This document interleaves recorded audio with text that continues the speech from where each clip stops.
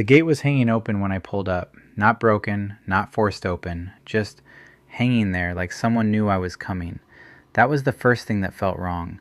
It had been 7 years since I stepped foot on the land my father left me before cancer took him. Over 1,000 acres hidden deep past Blackwater Ridge.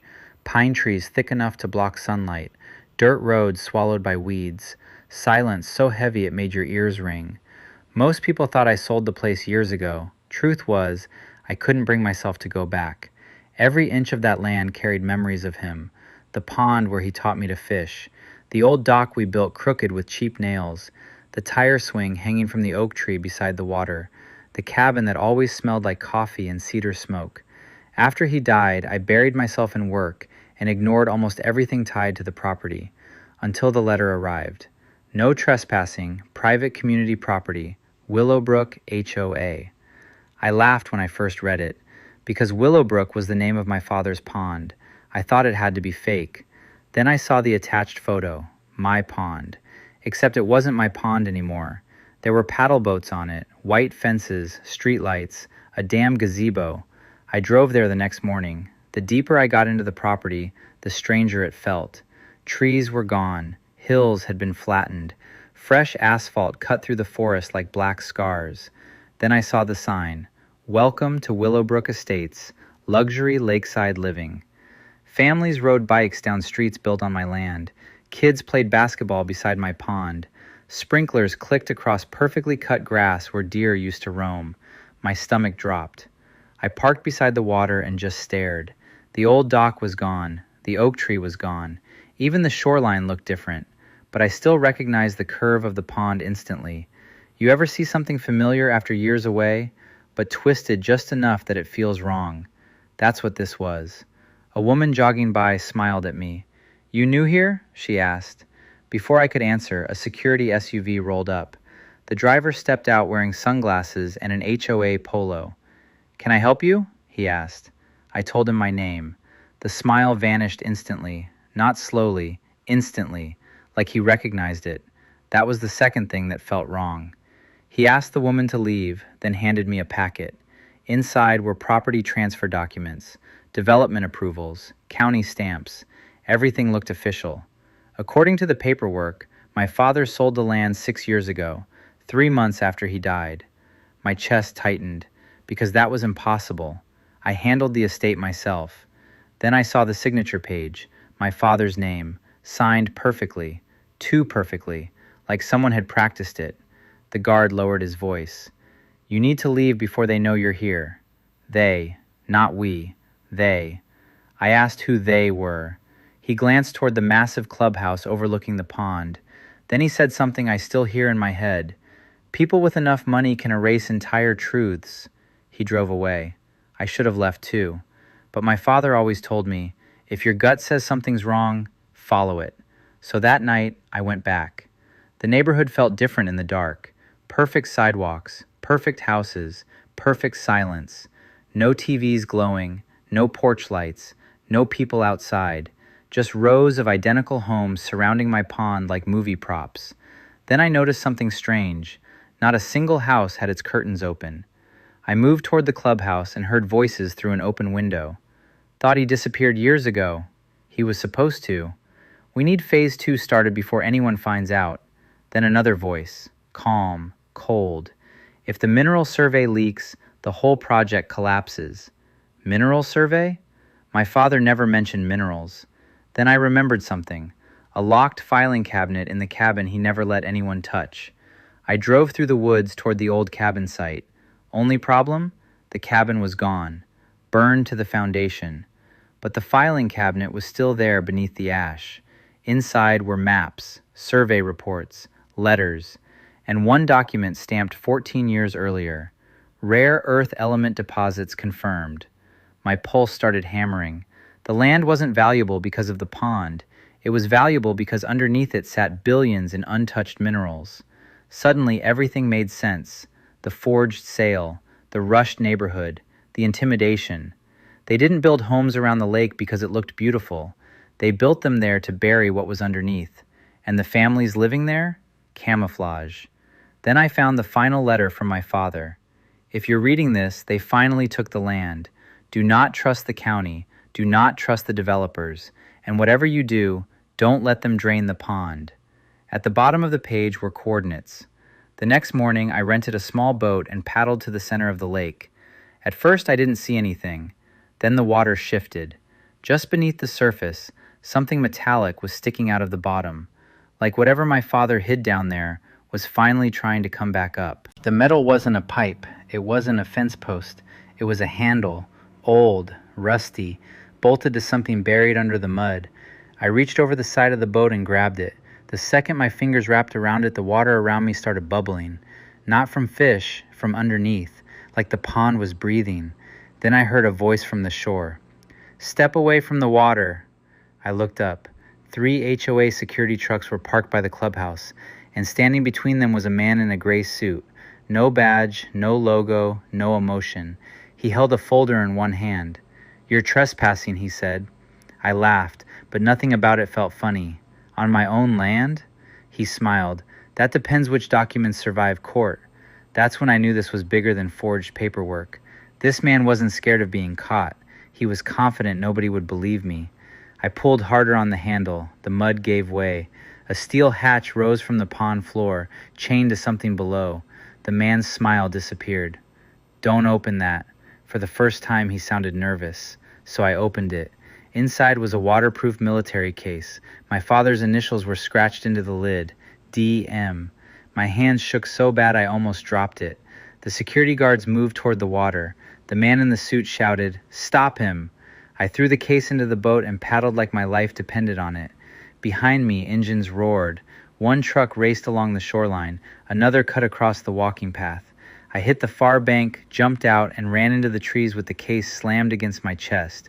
Branches cut my face. Mud swallowed my boots. My lungs burned. But I knew these woods. They didn't. I found the old deer trail my father showed me when I was 12 and disappeared into the pines. After an hour, I reached the collapsed hunting blind on the ridge. Only then did I open the case. Inside was a recorder, a stack of photographs, a key, and a flash drive taped to a note. The note said, "Son, if they built houses, it means I ran out of time." I sat there frozen. Then I pressed play on the recorder. My father's voice cracked through the speaker, weak, tired, but alive in that moment. "They came after the survey first, then the land, then me. I thought if I refused to sell, they'd leave, but men like this don't leave. They wait. They forge. They poison paperwork until truth looks like a lie." I couldn't breathe. He continued. "The pond isn't just hiding minerals, it's hiding proof." I looked down at the photos. County officials, developers, a judge, sheriff's deputies, all standing beside my father's land map, all smiling. Then came the final photo, the man in the gray suit, standing beside my father, 6 years ago, at my father's funeral. My blood went cold. He had been there. I didn't remember his name. I didn't remember his face, but he stood 10 feet from me while I buried my father. The recorder clicked again. "Don't go to the police. Don't go to the county. Go to the people who already live there. They're not buyers. They're leverage." I played that line 3 times. They're not buyers. They're leverage.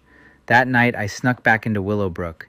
This time, I didn't go to the clubhouse. I went door to door. The first man slammed the door in my face. The second threatened to call security. The third woman stared at me through a cracked doorway with tears already in her eyes. "You found the case, didn't you?" she whispered. My stomach turned. She let me inside. Her house looked perfect from the street. Inside, half the rooms were empty. No family photos, no real furniture, just stage decorations and silence. She told me her name was Marcy. She said everyone in Willowbrook signed contracts they didn't understand. Cheap homes, no money down, special financing. But hidden inside the paperwork were clauses that trapped them. If they talked, they lost everything. If they moved, they owed everything. If the project failed, they were responsible for millions in development damages. The HOA wasn't protecting the neighborhood, it was guarding hostages. Then Marcy walked me to her back window. Across the pond, beneath the clubhouse, floodlights switched on. Men in hard hats were unloading equipment, pumps, hoses, generators. They weren't waiting anymore. They were draining the pond tonight. My father's warning echoed in my head. "Whatever you do, don't let them drain the pond." Marcy grabbed my arm. "You don't understand," she said. "There's something under that water they're terrified of." I looked back at the pond. The surface was already lowering, and near the center, where I pulled up the case, something massive began to appear beneath the moonlight. Not a rock, not a machine, a roof. The roof rose from the pond like a buried secret waking up. Marcy whispered, "That wasn't on the blueprints." The pumps screamed from the shoreline, sucking the water lower inch by inch. Moonlight slid across a metal roof, then concrete walls, then a round steel door half buried in mud. It wasn't a house. It was a bunker. The clubhouse doors flew open. The man in the gray suit stormed out with his phone to his ear. For the first time, he looked scared. That told me the minerals were only part of it. Whatever was under that water mattered more. Marcy grabbed my arm. "You need to leave." But I was done leaving. For 7 years, grief kept me away. They counted on that. They built streets over my father's land, homes over his memories, and lies over his grave. Not anymore. I ran. Across 2 backyards, over a white fence, down the muddy bank toward the bunker. Floodlights snapped on. "There he is!" someone shouted. The whole neighborhood lit up like a prison yard. I pulled the key from my father's case and shoved it into the bunker door. It wouldn't turn.